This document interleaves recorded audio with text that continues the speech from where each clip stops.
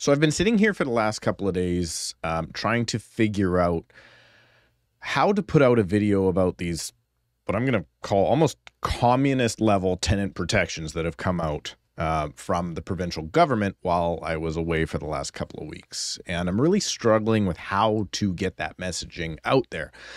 And the reason I'm really struggling with putting out that video and why I decided to put out this video today is I'm actually don't have enough time to dedicate to how I want to get that message out because I'm so busy in the market, but I'm not busy in the market in the way that realtors like to be busy in the market, which is selling properties. And that's what I'm going to talk about here today in just kind of a mind dump about the market, because I want to make sure I get a video out. I update everybody what's going on in the marketplace, but there's so much going on. This is the only way I think I can get this off my mind, so I can focus then on that tenancy video. And I do want to get that out. I do think it's super important to get that information out because this stuff that's come out has been absolutely insane. But you want to know what's going on in the market because the market has changed faster in the last 30 days than I've seen in a decade. And I'm not exaggerating that at all. That's absolutely the case. So here is the video today, updating you on the market. But first, of course, I have to share with you the most recent stats because this is the Surrey Report. So here is my amazing team with the latest City of Surrey stats. In the detached market, benchmark price is around $1,663,000. Now that's a 0.3% increase year over year and a 0% increase month over month. We had 193 townhouse sales in June of 2024, and that is 30% lower than June of 2023, where we had 278 sales.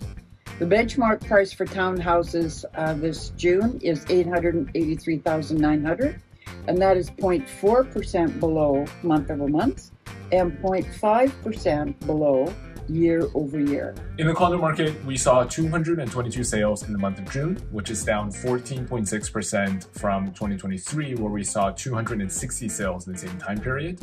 The benchmark pricing is $545,600, which is down 0.5% month over month and down 1.5% year over year. Okay, so that's what the market has done, but that was the numbers from June that have reflected now into the stats package from the Fraser Valley Real Estate Board. And of course, if you want to stay up to date on the market, just subscribe and click the like button. Come back next month. We do that report every single month. But this month is different than I think I've seen in a long time. And what's happening is the sellers out there that I'm dealing with, many of them are very much on board with what's going on. But many of them have not yet ingested what's going on out there if you're trying to sell in this market. So let's take a look at kind of what's gone on. Where we came from at the beginning of this year was the continued shortage of inventory on the market. This has been something that's happened through the pandemic. You had all the government spending. You had just massive investment into real estate. And there was an absolute shortage. There's another million people coming into the country here this year, as opposed to the million that came in, 1.2 million that came in the year before. So we're just adding more and more and more people. But obviously the interest rates have had their effect. Interest rates take at least 18 months to come in to effect. So we're still just seeing the pressure from the interest rates from, I mean, a year and a half ago when they weren't even close to 5%. They're still lower than they were now. So we're seeing all that coming into play. There are all sorts of different scenarios, though. There are scenarios we're seeing right now. I'm seeing regular people that just want to move. I'm seeing a lot of downsizers. I'm seeing mostly people that want to get out of any mortgage they have and think about living the simpler life, going from a detached house to a townhouse, that sort of thing. Tons of seeing that. I am seeing the occasional foreclosure, but that's not crazy for my business. We see foreclosures all the time. I've dealt with foreclosures about 2 or 3 a year for my whole career, so it's not crazy. am seeing some bankruptcies coming back. Those bankruptcies are actually a result of failed businesses and nothing to do with real estate, but the real estate has to be sold in a bankruptcy as well. So there's that, something to consider there. But everything that I'm seeing out there in the marketplace right now is generally, it's not good news for sellers. Sellers have been absolutely spoiled for a decade. Since the end of 2014, mid 2015, let's say, sellers have been absolutely spoiled, except for maybe a 9-month window, the end of 2018 through most of 2019.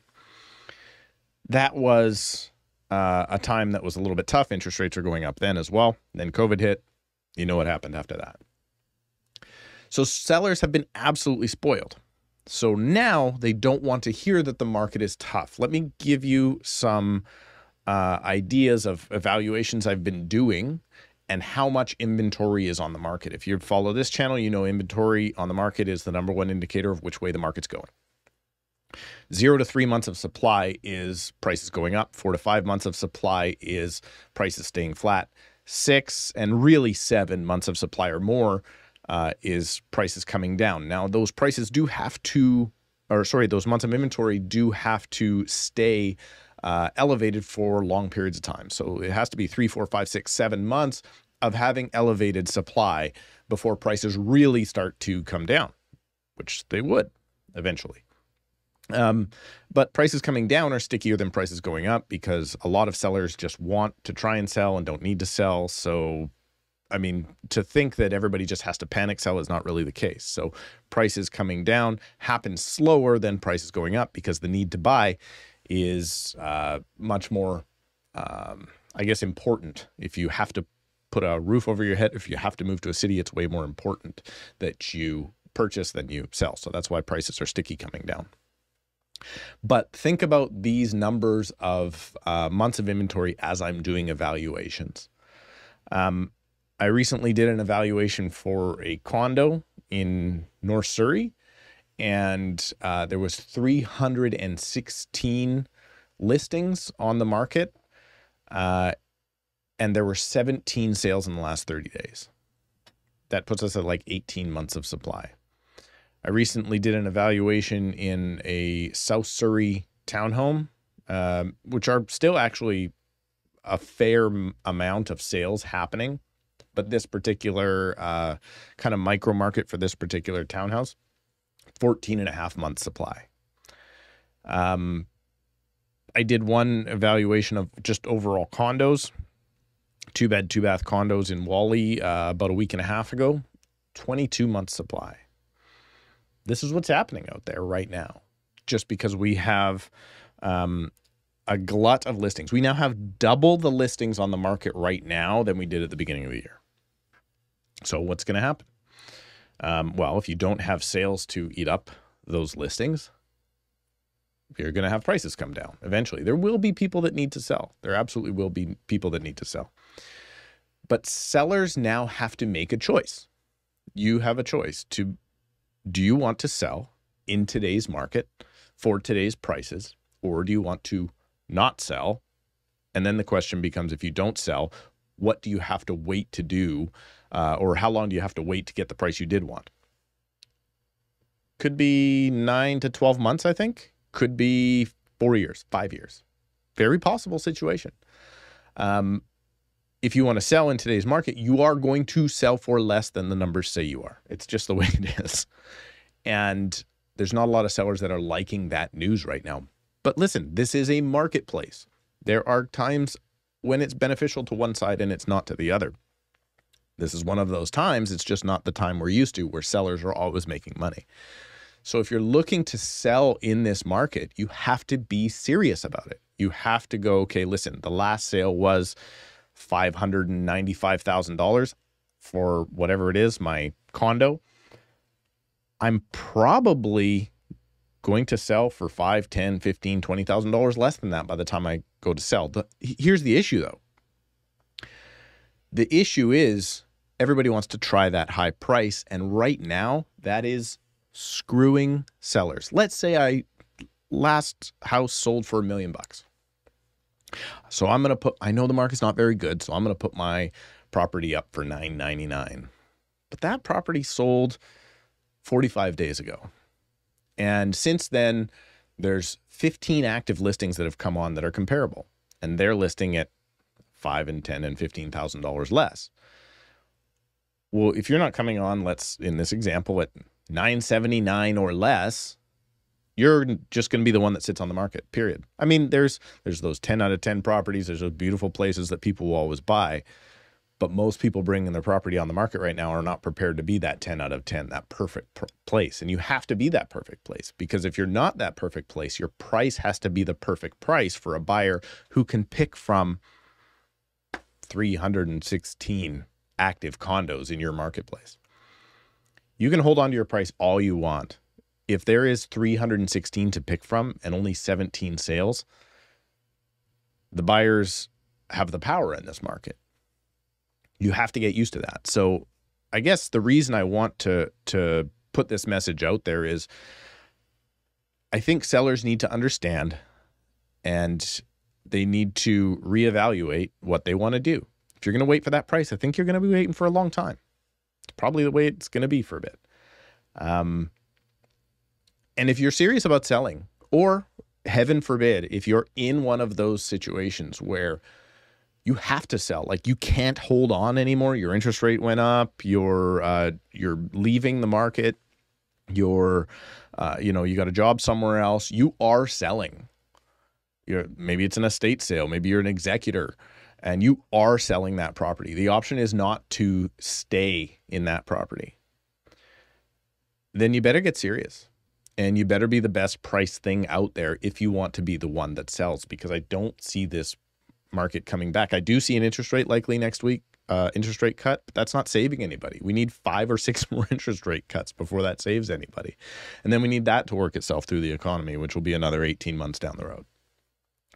And then on top of that, now this is the risk, and this is why I want to do this other video that I started off talking about at the beginning. The risk is people say, okay, well, I'm just going to tenant the property now. Tenanted properties in BC are basically being made unsaleable by the BC NDP. Unsaleable. They are requiring you give longer notice to the tenant now than the buyer of your property can secure financing for. They're frustrating all of the sales.